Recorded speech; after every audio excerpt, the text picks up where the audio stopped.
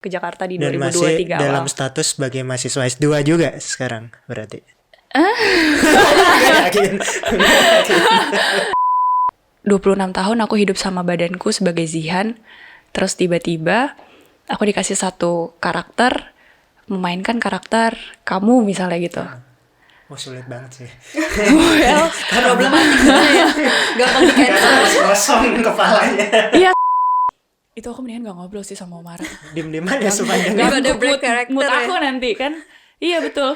Karena kan adegannya harus sedih kan. Udah gitu bisa-bisanya ya dia tuh lagi di mobil, mau take, aku lagi ngumpulin emosi, dia nanyain mobil terus. Ini bang, mobilnya tahun berapa bang? Bang, harga berapa bang? Can you stop? Oke. Bagus banget, 70 deh, 70 deh. Mau gak?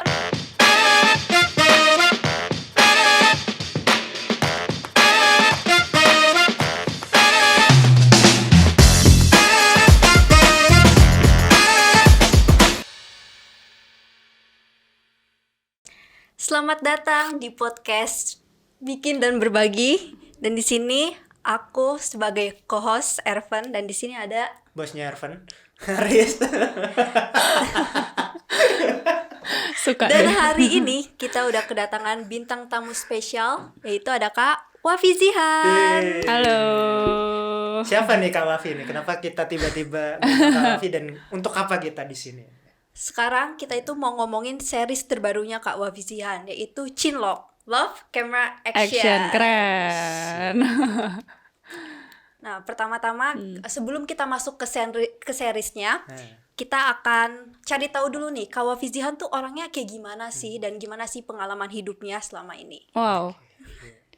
Jadi Nah, deg-degan. pertama-tama mungkin aku mau nanya dulu kali ya. Boleh. Ini kan bisa dibilang Kak Zihan itu masih pendatang baru lah di industri film. Betul.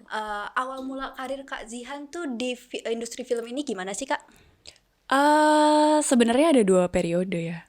Jadi aku udah pernah memulai waktu aku SMA. Aku ikutan ajang modeling gitu dari majalah, informasinya dari majalah kan. Terus kebetulan mama support, jadi mama ngirimin foto aku ke majalah itu, dan ternyata sampailah di workshop, audisi dan lain sebagainya. Terus aku runner up pertama dan dikontrak sama satu manajemen. Dari situ awal mulanya aku photoshoot, terus ikut syuting di 2011 itu. Nah, terus ternyata banyak ketidaksiapan dari aku dan juga keluarga. Syuting apa tuh waktu itu pertama kali? Lupa banget lagi judulnya. Super ABG. Sinetron. Itu FTV atau series aku lupa banget. Anjir. Jujur aku lupa. Itu aku masih SMA. Waktu itu mainnya sama Marcel Darwin, terus Rizky Nazar, kalau nggak salah ya, aku lupa. Nggak banyak juga sih scene-nya. Nah, banyak ketidaksiapan dari aku dan juga keluarga aku, terutama dengan jam kerjanya, yang pada saat itu aku juga masih sekolah kan.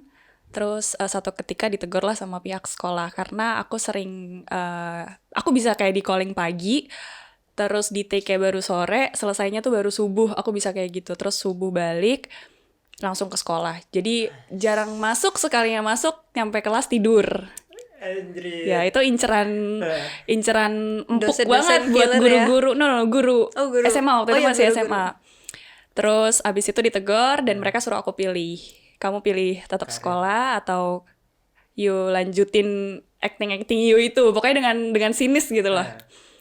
Akhirnya karena mereka bilang kamu bisa dikeluarin loh kalau kayak gini terus gitu. Akhirnya ya udah aku rundingan juga sama keluarga. Ya udah kita stop aja.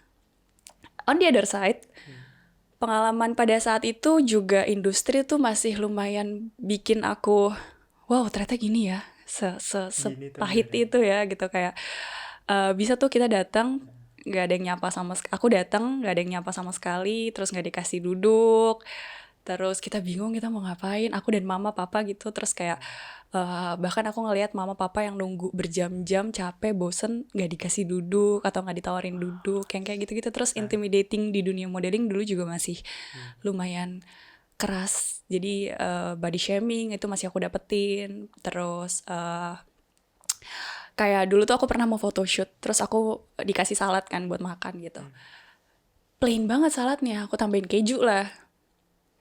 sama salah satu, aku nggak bisa sebut namanya, sama salah satu orang pokoknya aku disuruh masukin jariku ke mulut suruh dimuntahin. Masih ada kayak gitu dulu, makanya itu lumayan bikin traumatik. Ya udah akhirnya aku memutuskan untuk tetap melanjutkan sekolah sampai aku S1, terus aku sempat kerja berapa tahun, terus aku lanjut S2 lagi di Jogja. Di Jogja banyak banget waktu kosong kan, karena aku kuliah tuh dari Senin sampai Jumat malam hari. Karena kalau kelas karyawan tuh malam-malam. Terus paginya aku nggak ada kerjaan dong, pagi ke sore nggak ada kerjaan. Nah tiba-tiba ada yang nawarin gitu untuk photoshoot. Terus aku kayak, aku ambil nggak ya? Sementara aku masih traumatik nih dengan yang dulu waktu aku masih sekolah kan. Tapi ya udahlah, tuh aku juga banyak waktu kosong, coba-coba aja. Ternyata sudah berbeda industrinya sekarang. Even itu modeling maupun syuting. Dari situ aku lanjut lagi photoshoot segala macam. Terus tiba-tiba ada satu manajemen artis yang di Jogja ya, yang nawarin untuk syuting web series produk skincare waktu itu. Terus aku mau, akhirnya dari situ ditawarin untuk casting film horor untuk pertama kalinya. Pas aku datang, disitulah awal mula aku ketemu sama manajer aku yang sekarang, si Fahmi. Mas Fahmi. Gitu, awal mulanya. Terus dari situ dijual lah tuh aku sama Fahmi, dipasarkan gitu kan. Nah, itu tahun 2022. 2022, baru banget dong. Baru banget, aku masih baru banget. 2022 dan awal 2023 tiba-tiba ada beberapa tawaran job di Jakarta. Terus nggak berhenti tuh, akhirnya rundingan sama Fahmi juga, apa gue pindah Jakarta aja ya? Ya nggak apa-apa, toh S2 lu juga bisa diselesain sambil online kan gitu. Ya udah akhirnya aku pindah ke Jakarta di 2023 awal. Dan masih dalam status sebagai mahasiswa S2 juga sekarang berarti. Lagi menyelesaikan. Mudah-mudahan tahun depan bisa wisuda. Amin. Ya semoga callingannya nggak banyak-banyak.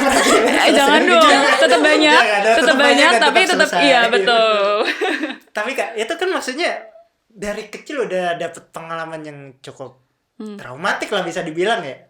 Di dunia showbiz ini, dan di kesempatan pertama beneran langsung ngerasa kayak oke, gue akan coba karena industrinya udah berbeda gitu tampaknya, atau masih ada keraguan sebenarnya waktu itu, apa jangan-jangan ini satu doang tapi di case lain beda gitu, gimana?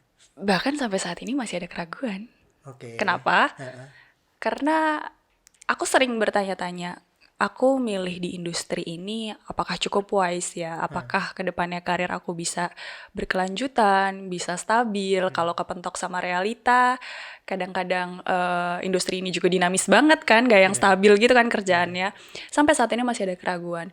Cuma yang bikin aku yakin pastinya juga dari orang-orang terdekat aku yang kayak Fahmi juga bilang, manajer aku, ada sesuatu berarti dari lo kalau dari 2022 sampai 2023 aja lo udah main di 2 film walaupun belum tayang, 2 web series dan 1 series panjang.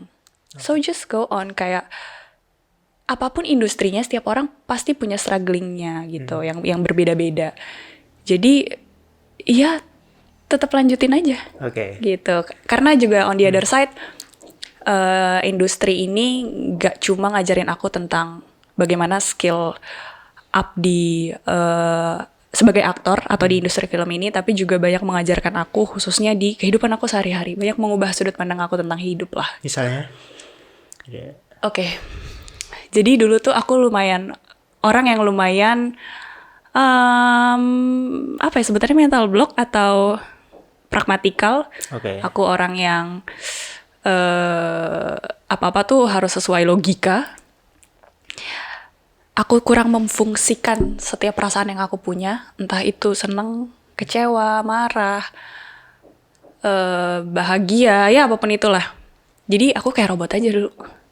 Bahkan kalau misalnya ada orang yang atau orang terdekat aku yang mencoba untuk curhat, ceritain masalahnya, aku dengerin, tapi dalam hati tuh bisa yang kayak comparing gitu loh, kalau lo lebay banget deh, kayak gini aja dibikin drama. Even adik aku sendiri kalau curhat sama aku, itu udah pasti dia udah bisa nebak. Gue udah tahu banget ini respon lo pasti gak usah drama deh lo. Tapi dia tetap curhat sama aku anyway gitu. Nah, semenjak ada di industri ini dan ketemu sama banyak orang yang luar biasa menurut aku, pintunya dari Fahmi tetap. Fahmi memperkenalkan aku dengan Om Yayu Unru, Ciko Kurniawan. terus Mas Sanca. Aku bersyukur banget dari traumatik aku yang dulu juga, terus aku ada di industri ini sekarang, aku dipertemukan sama mereka dan diperkenalkan juga bahwa di industri ini sisi-sisi baiknya juga banyak loh. Gitu. Ada yang menarik dari Om Yayu. Om Yayu pernah bilang kalau menjadi aktor itu ya menjadi manusia. Kamu harus peka. Sebelum kamu peka sama lingkungan kamu dan orang-orang di sekitar kamu, peka dulu sama diri kamu. Kamu harus tahu kamu lagi senang atau lagi sedih nih. Kamu harus kenal sama diri kamu. Kamu harus tahu apa yang kamu mau. Sehingga kamu juga bisa menggunakan kepekaan kamu itu terhadap lingkungan kamu dan terhadap orang-orang. Gitu. Jadi dari situ aku belajar untuk ya lebih peka lagi. Being drama-drama gak apa-apa lah. Toh juga itu bisa jadi bekal tabungan emosi aku kan. Gitu. Terus Om Yayu juga pernah bilang kalau menjadi aktor itu kalau buat saya itu adalah satu media kamu untuk lebih mengenal Tuhan. Karena Rasulullah aja dulu waktu berdakwah menyebarkan agama, dia itu acting. Dia tuh acting gimana dia dapat penolakan, ya kan? Gimana banyak yang gak suka sama dia tapi dia harus pretending to be okay terus sehingga dakwahnya bisa nyampe ke orang-orang, ke umat-umat pada saat itu gitu. Nah, buat saya berakting itu ya gimana hubungan kamu sama Tuhan, dan setiap orang pasti punya kesimpulannya sendiri-sendiri tentang acting ya. Buat aku itu tadi. Gitu acting. Sangat memotivasi sekali. Ya. Panjang ya? Enggak, tapi cukup gimana ya? Cukup dalam kena, dan berarti salah satu mentor penting bagi dunia aktor Kak Wafi perjalanan ini Om Yayu salah satunya. Om Yayu, Chico Kurniawan, maksudnya aku lihat juga dia aktor juga tapi dia nggak pelit ilmu, dia nggak takut ilmunya diambil orang tuh dia nggak takut dan dia encourage banget. Well, aku punya pengalaman gak enak juga. Waktu aku main film-film pendek di Jogja, aduh aku sebutin nggak ya? Jadi aku pernah mendapatkan satu kondisi yang tidak mengenakan. Aku bisa bilang itu pelecehan atau enggak, I don't know, tapi itu secara verbal sih. Dari salah satu orang yang ada di industri ini juga. Itu lumayan bikin aku back and forth. Aku mau tetap lanjut gak ya? Tapi karena aku dikenalin sama Chico, terus Chico banyak encourage aku juga bahwa kalau lo punya mimpi kejar. Karena di setiap dunia, di setiap industri pasti ada orang-orang yang kayak gitu. Tapi lo juga harus lihat, lo gak boleh egois cuma lihat sisi buruknya aja. Lo juga harus lihat banyak yang baik kok di industri ini. Dan mereka memperkenalkan itu. Gitu. Kemarin Kak Wafi juga menangin ini ya, Best Actress di salah satu festival. Iya. Film pendek aku di Jogja waktu itu, yang bikin Kak Riza Pahlevi, yang bikin film Makmum, yang nulis film Makmum. Itu Best Actress ini sih sejauh entah Jawa Timur atau Jawa Tengah aku lupa. Di Sidoarjo kan kalau iya betul, di Sidoarjo. Best aktornya Pak Kiki Narendra. Wah iya, sama suhunya. Itu kan itu kemenangan kakak pertama atau gimana? Itu film pendek pertama aku dan apresiasi pertama. Untuk ngedalamin perannya tuh Kak Wafi tuh sebelumnya kayak ambil kelas acting kah, atau emang dari pengalaman dulu aja? Aku tuh baru ngambil kelas acting 2 minggu yang lalu. Oh iya? Iya, jadi itu tadi beruntungnya aku ketika diperkenalkan ke industri ini udah dikenalin duluan sama Om Yayu, sama Chico yang banyak banget ngajarin aku tentang acting. Dan kemudian ketika aku ambil kelas acting kemarin 2 minggu yang lalu, ternyata apa yang diajarkan Om Yayu sama Chico itu sama. Metode-metodenya kayak pas kelas acting beneran gitu. 2 minggu lalu aku kelas acting sama Mas Sanca. Itu gratis by the way, thank you Mas Sanca, keren banget. Yang Mas Sanca ajarin sama Chico dan Om Yayu ajarin sama gitu sih. Tapi so far berarti sebelum acting kan Kak Wafi juga sempat mencoba hal lain kan di periode jeda tadi kan.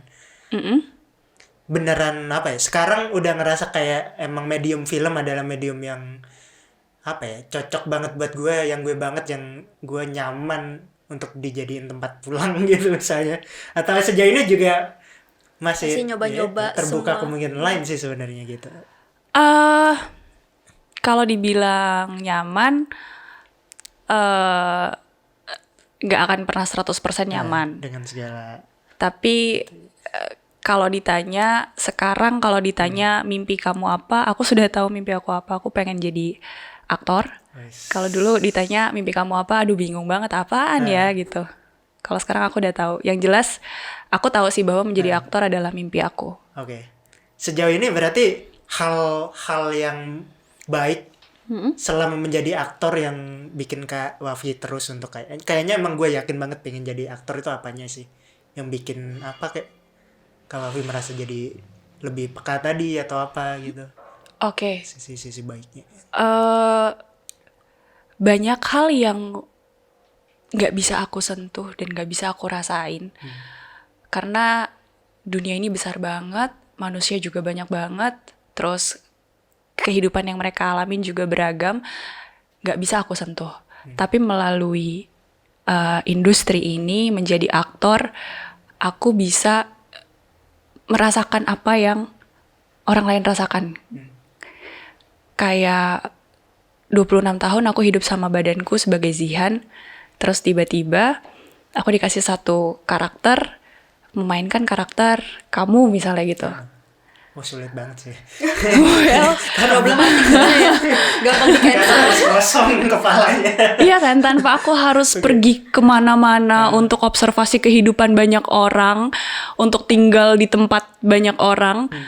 Tapi melalui film, aku bisa untuk menjadi kamu, dan mudah-mudahan karena banyak banget karakter-karakter yang belum aku mainkan. Mudah-mudahan kedepannya ada banyak sekali karakter yang bisa aku mainkan. Gitu. Jadi menariknya itu sih, melalui film aku bisa mengenal banyak karakter, aku bisa mengenal banyak cerita hidup orang, aku bisa mengenal banyak sekali bagaimana orang solving the problem, dan itu menarik buat tabungan aku juga gitu. Selama ini aku selalu pakai metode yang aku punya gitu dengan menjadi aktor, dan aku mempelajari banyak karakter, siapa tahu cara solving problemnya orang itu bisa aku pakai di kehidupan aku gitu. Kan kakak tadi bilang kan kayak sebagai aktor tuh kakak mulai kayak belajar mengamati orang lah biar bisa mendalami karakter kakak setelahnya.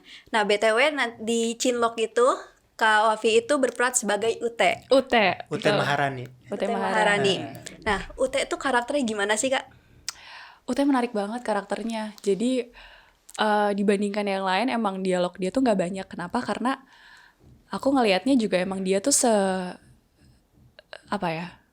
lumayan sedingin itu gitu.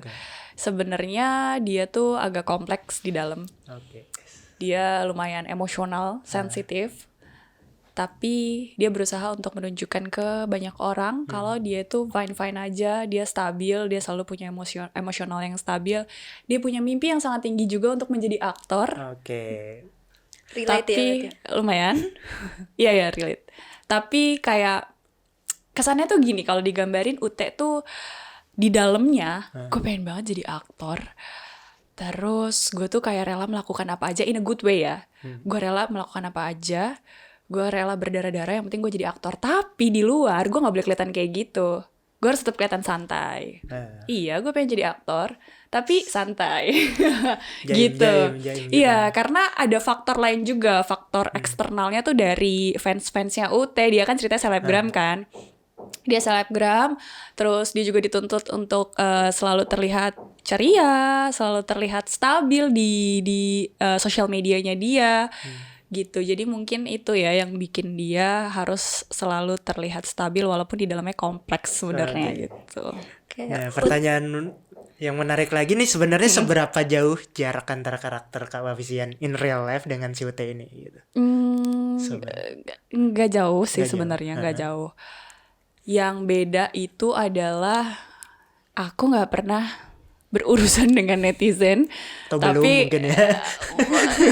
Jangan sampai tahu ya. Nggak ada yang tahu ya netizen. Ada sih beberapa yang kayak di Instagram tuh suka nge-DM gitu, kayak entah komentarin, entah tiba-tiba jadi si paling benar gitu. Tapi aku nggak nggak pernah ngejawab. Oke, biarin aja. That's gitu. none of my business lah gitu. Biar ya lo gak kenal gue intinya gitu. Tapi kalau UT kan enggak, UT tuh lumayan ngurusin fansnya banget kan. Kayak si Lala berurusan dengan orang tuanya semua nih. Jessica berurusan dengan orang tuanya, terus Ray juga, Jun juga. Kalau aku nggak ada tuh cerita aku berurusan sama orang tua aku di situ, tapi sama netizen. Itu yang lumayan beda sih gitu. Gimana caranya supaya aku nyesuaiin karakter UT yang bisa lemes gitu loh kalau lagi live Instagram. Aku nggak pernah live Instagram kan, terus pas syuting kemarin tuh aku jadi nyoba live terus gitu. Terus kayak, aduh kaku banget, aku bingung aku mau ngomong apaan nih kalau live ya gitu. Mungkin itu salah satu bentuk risetnya Kak Ovi kali ya, buat kayak gimana sih biar jadi UT tuh kayak gimana. Iya. Biar lemes juga tuh kalau lagi nge-live tuh gimana. Sekarang udah biasa berarti? Nge-live? Udah gak pernah lagi. Mungkin bisa coba itu live TikTok mandi lumpur. Biar lebih biasa. Atau yang makan cabe pare itu segala macam tuh kayak, ayo kirim makan 5 cabe. 5. Tapi secara karakter kan Ute sebenarnya ya tadi seperti udah kakak Zian tadi singgung sedikit kan emang gak banyak verbal gitu, lebih banyak gestur. Dan menurutku ya sebagai orang awam justru itu yang sulit, karena gimana caranya untuk nge-present karakternya hanya dengan mimik, gestur dan sebagainya. Itu gimana dong? Betul. Proses itunya, pengolahan.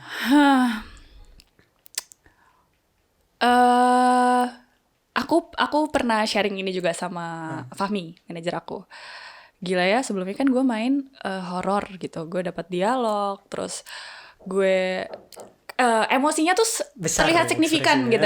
Gue ketakutan, gue marah, itu kan ada gitu. Kalau ini kan drama ini khususnya sebagai UT yang harus dikasih tipis-tipis saja tapi harus nyampe nih. Bener-bener. UT cemburu, UT kecewa, UT seneng, tapi harus tipis semua gitu. Gimana ya caranya?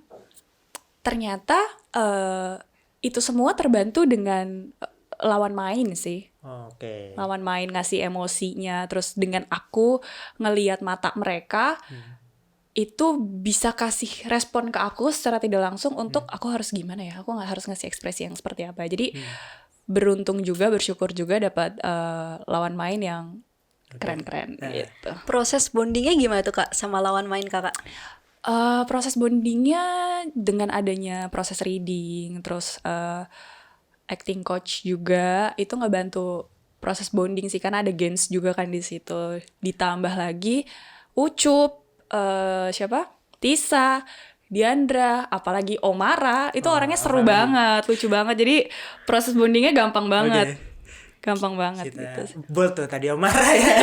Karena ya kita spill dikit aja, salah satu partnernya si UT ini adalah si tokoh yang diperankan Omara. Mungkin kalian bisa nonton lebih lengkap nanti ya ketika rilis tanggal berapa? 10 Agustus. Sebentar lagi. Oke, jadi jujur ya sedikit spill juga, ada salah satu scene yang menarik. Bener tadi kayak Kak Zian jelasin sedikit tadi, benar-benar kehadirannya UT nih meskipun dikit tuh kerasa gitu bagi aku. Nempel yang gitu. Nempel kan. Kamu udah nonton? Udah nonton kita preview. Ya dan jujur cukup dapat itu meskipun ya itu terbatas sekali verbalnya gitu, cuma datang aja cukup dapat gitu, terutama ya kalau boleh spill dikit ada adegan di mobil tuh. Cukup menarik ya yang sama marah itu. Dan jujur aku itu salah satu scene yang ya memorable banget sih tapi. One of my favorite itu. Iya. Oke. Itu ada cara bonding khusus gak sama Kak Omaranya? Apalagi kan itu scene-nya intens banget kan. Biar gak awkward. Gimana cara bonding dengan orang aneh itu? Itu lebih tepatnya. Syukur udah dibuka duluan ya. Oke. Kita hancurkan saja. Enggak apa-apa. Oke. Sebenarnya Omara tuh orangnya seru banget, lucu banget, bisa bikin suasana tuh jadi cair. Kadang-kadang agak over juga dia kan.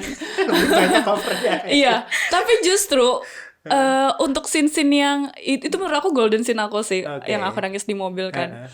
Untuk scene-scene kayak gitu, Mar, lu jangan ajak ngobrol gue deh, Mar. Nanti gue mau scene nangis, lu jangan ngajak ngobrol gue.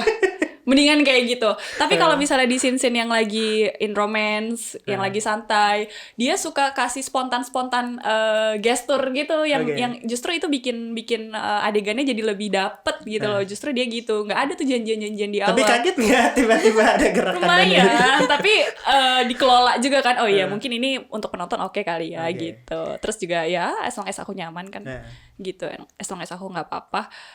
Justru itu yang dia bikin elemen of surprise, bumbu-bumbu yang tiba-tiba dan nggak ada janjian di awal yang kayak gitu-gitu yang oke. Cuman kalau yang tadi disebutin di mobil itu aku mendingan nggak ngobrol sih sama Omara.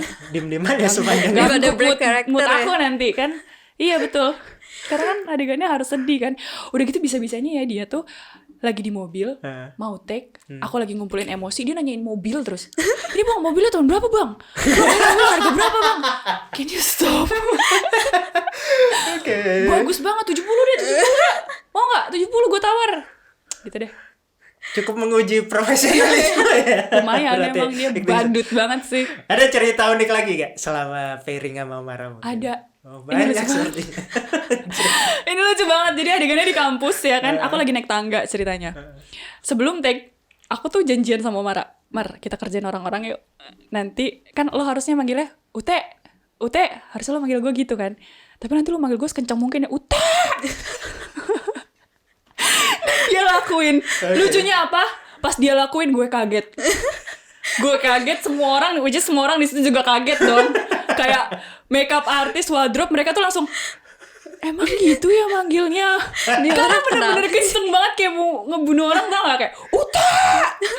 Terus kayak Bang DJ juga kaget banget itu sih. Kayak men gue aja kaget gitu, yang nyuruh lu gue aja kaget karena sekenceng itu, gila emang. Tapi mukanya flat. Emang Omara best. Tapi kan Kak Omara kan kayak banyak improvnya kayak gitu kan. Kalau Kak Wafi sendiri ada nggak satu scene gitu yang Kak Wafi kayak ada improvnya gitu? Ada, tapi aku pasti nanya dulu sama Kak Kose, sama sutradaranya, oke nggak kalau aku kayak gini? Gitu sih. Oh jadi ada proses diskusinya juga ya? Ada diskusinya dulu. Kalau yang teriak tadi nggak ada? Nggak ada, itu emang sengaja. Kayaknya suasananya emang lagi oke juga kan kalau untuk bercanda, nggak yang lagi tegang gitu. Jadi ya udah kita bercandain aja sekalian.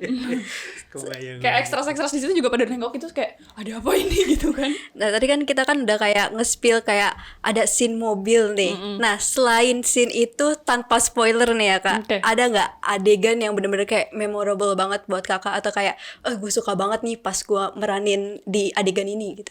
Tanpa spoiler, terus gue harus ceritainnya gimana? Kayak kayak tadi aja kayak di mobil deh gitu aja. Oke. Ada adegan sama Lala. Bingung nih, ini yang spoiler yang mana? Emosinya apa? Sedih, senang? Di situ kan aku selalu bikin jarak ya sama Lala. Terus juga selalu negative thinking aja gitu sama Lala. Tapi momen saat itu, di adegan itu yang bikin aku, bahkan saat itu aku bisa ngerasain gitu loh, dari aku kayak nyamperin dia gitu dari belakang, dia lagi duduk mau ngembaliin sesuatu punya dia dengan perasaan sangat tidak tega dengan apa yang sudah dia lewatin gitu, dan itu nggak teganya beneran kerasa.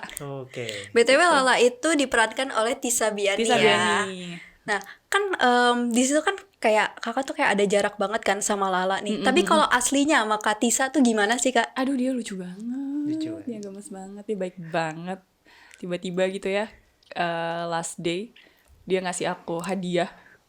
Terus dia bilang, love language aku tuh emang kasih hadiah tahu, Gemes banget. Gitu. Jadi sebenarnya kalau di luar dari syuting, aku justru lumayan deket sama Tisa. Paling deket sama Tisa sih. Sama Diandra. Kalau Diandra lebih ngobrolin yang deep talk gitu. Kalau sama Tisa bercanda-canda gitu. Seru banget berarti pengalaman selama syutingnya tadi ya. Kita juga jadi banyak lebih tahu tentang Kak Zian sendiri kan. Dan gimana sih sebenarnya dunia keaktoran, dan sebenarnya nggak sesempurna yang kelihatan dari sosial media ya. Of course. Dan pernah ada satu orang yang bilang ke aku, you know what? Kita yang ada di industri ini tuh isinya orang-orang ketakutan semua tahu. Gitu. Kita takut besok nggak ada kerjaan lagi. Kita takut digantikan dengan yang baru. Kita takut tiba-tiba kita dapat project terus kita digantikan gak munafik, isinya orang-orang takut semua. Kita akan sampai kapan ya sustain ada di industri ini gitu. Jadi dan orang-orang di industri ini tuh isinya orang-orang sedikit gila semua, karena ya mainannya emosional, ya nggak sih, mainannya perasaan gitu. Jadi semua tuh pakai perasaan gitu, dan bukan yang pekerja kantoran kerjanya dinamis dan lain sebagainya gitu kan. Walaupun mereka juga punya struggle-nya sendiri ya. Gitu. Dan yang menarik adalah ya, kalau tadinya aku nggak punya media untuk coping emosional aku karena aku nggak pernah kenal dan tidak pernah memfungsikan emosi aku, perasaan yang aku punya, sekarang aku jadi punya kegiatan untuk coping itu gitu. Apa tuh bentuknya? Nonton film, baca buku, sama aku lagi suka yoga biar tetap zen ya. Biar tetap zen. Terus berapa lama di yoga nih? Baru sih, baru. Sebenarnya dulu di Jogja pernah yoga juga, terus di sini lanjut lagi yoga baru sebulan lah. Terus baca buku juga tuh, dulu aku nggak pernah tuh baca buku psychology gitu-gitu, terus sekarang jadi kayak baca buku yang kayak gitu-gitu. Itu sih. Melukat. Belum, pengen sih. pengen. Nah, sejauh ini kan kajian tuh udah nyobain film pendek, iklan, film panjang, series. Nah, kalau dari semua itu sejauh ini tuh yang benar-benar kayak paling enjoy itu di mana sih, Kak? Semuanya enjoy. Ada ini sendiri ya, pengalamannya sendiri beda-beda ya? Ya, betul. Pengalamannya beda-beda. Series, film, iklan, apalagi iklan beda banget pengalamannya. Terus film pendek juga gitu, beda-beda.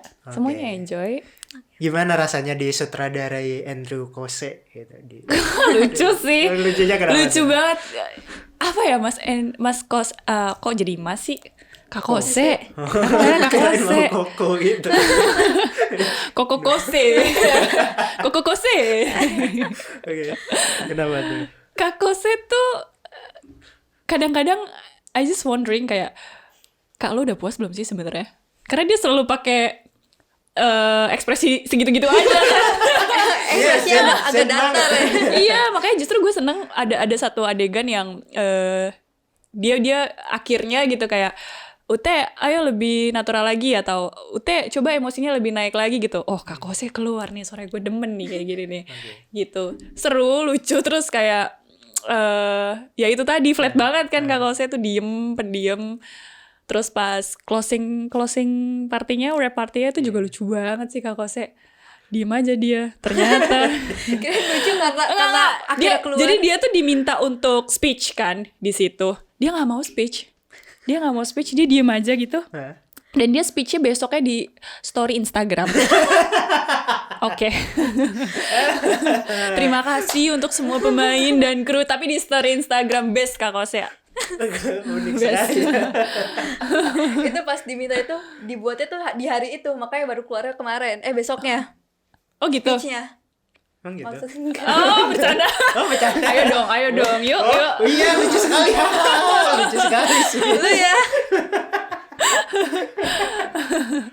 Gak apa-apa, keren. Berarti ada lagi atau gimana? Mungkin Kazian mungkin bisa kasih tahu ke teman-teman kayak kenapa sih harus nonton Cinlok? Kenapa harus nonton Cinlok? Karena ceritanya deket banget sama kalian tentang cinta lokasi. Tapi bukan cuma sekedar tentang cinta lokasi aja. Bagaimana kita sama teman-teman atau sama orang yang kalian sayang itu bisa meraih mimpi bareng-bareng. Jadi gak cuma tentang saya sendiri aja, tapi tentang mimpi sama-sama yang kita raih bareng-bareng gitu sih. Jadi selain ceritanya deket, itu juga tentang mimpi yang mungkin gak mungkin, tapi ternyata mungkin kalau kita gapai bareng-bareng. Gitu. Satu lagi. Kira-kira moral lessons dari si karakter Ute setelah Kak Wafi memerankan sepanjang itu, kira-kira apa yang sebenarnya bisa diambil hikmahnya gitu? Yang bisa aku pelajari dari Ute? Benar. Ute, iya. Kadang-kadang gak apa-apa kok lo kecewa, lo tunjukin lo sedih. Ini gue kayak ngomong sama diri gue sendiri sih, jadi agak touchy. Gagal itu biasa.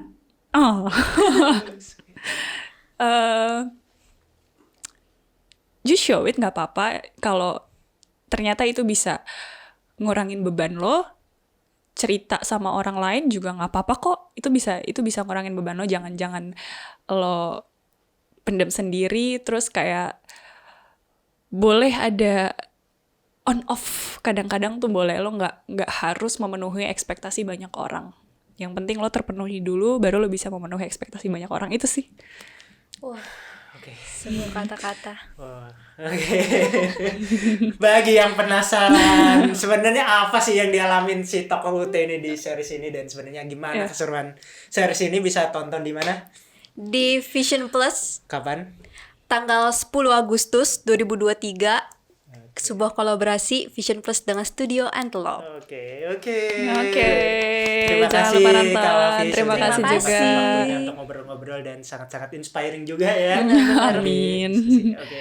Terima kasih juga Kak Aris. Iya, benar. Dan Kak Ervan. Nice to meet you too, guys. Oke. Sampai jumpa di podcast bikin dan berbagi selanjutnya. Bye.